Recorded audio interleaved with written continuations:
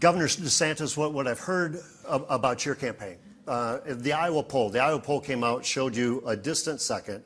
You dig deeper into the poll and you see that you are the second choice for Trump voters, and your voters, the second choice is Trump, okay? And so the biggest comment or the biggest question is, why doesn't he just wait his turn? Why doesn't he wait his turn, stay being governor of Florida? Why is this your time? Why is this the time is now? Because you're going to have to make that close by January 15th. Well, we're a republic. It's not about waiting your turn. You have a right as a citizen to put your name out there and to fight for the country that you believe in. And we have a situation in our country where we are in jeopardy of turning over to the next generation of Americans an America less prosperous and less free than the America we inherited. And if that's the case, we'll be the first generation of Americans in the entire history of our country to do that. My wife and I have a 6, 5, and 3-year-old at home. We're not just going to sit idly by and watch the managed decline of this country. If we have the ability to offer ourselves as the leader to be able to get things done, we will do that. You compare Donald Trump with me. I delivered on 100% of my promises as governor of Florida. There wasn't a single thing I didn't deliver on. We delivered on right to life. We delivered on Second Amendment. We delivered on school choice. We delivered on getting rid of CRT and transgender ideology. We banned the transgender surgeries for minors in the state of Florida. We have a crime rate at a 50-year low because we've done things like authorize the death penalty for pedophiles. So on issue after issue, I have delivered on these principles in a way, quite frankly, if you look at Donald Trump's campaign in 2016 and then compare his rhetoric now, he's campaigning on the things he promised to do in 2016 and didn't deliver. He said he would build a wall and have Mexico pay for it. That did not happen. We would not have 8 million people that Biden would have been able to let in if we had a wall that had been built. He said he was going to drain the swamp. The swamp is worse than ever. We have weaponized federal agencies, and they are running amok. He said he was going to eliminate the national debt.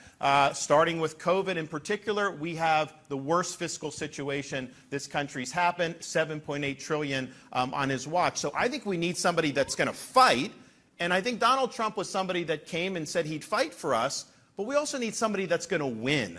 Somebody that's going to win for you and win for your family. And yes, that involves, of course, winning the election, and it's my view that when push comes to shove in November of 2024, if Donald Trump's the candidate, the American people are not going to go there. That's just that's my firm belief. I think that that's right. But you also need to win, and I won the biggest election victory in the history of Florida Republican Party in this most recent election. So we've shown how it's done, but you got to win on all these big fights. When you say you're going to do something, you got to dig in. Anything that's worth its salt to accomplish. The media is going to be against you. The left's going to be against you. A lot of establishment Republicans are going to be against you. And do you have the fortitude to stand there and fight for people and deliver big victories? I'm the only one running who has laid waste to the left in my state. I have laid waste to the Democratic Party. They are a carcass on the side of the road because we've defeated them on all these issues. And then the final thing you need is you need somebody that knows how to lead. Leadership is not about entertainment. It's not about the show. It's about setting forth a vision and executing that vision when it's not easy to do and delivering results. And I have the ability to do that. So I compare, I was asked the other day on a radio program, well, people like you, but they also like Trump. Why you over Trump? I'm more likely to get elected. He would be a lame duck on day one. I would serve 2 terms as president. We need a 2-term president. He would not be able to recruit enough good personnel to serve in his administration, which you need. You can't do it alone. As the president, you can make the vision and make the decisions. You need a cadre of good people who are going to be there and turn the screws on this bureaucracy. Otherwise, we're never going to get it done. And I'll be an executive that's not distracted.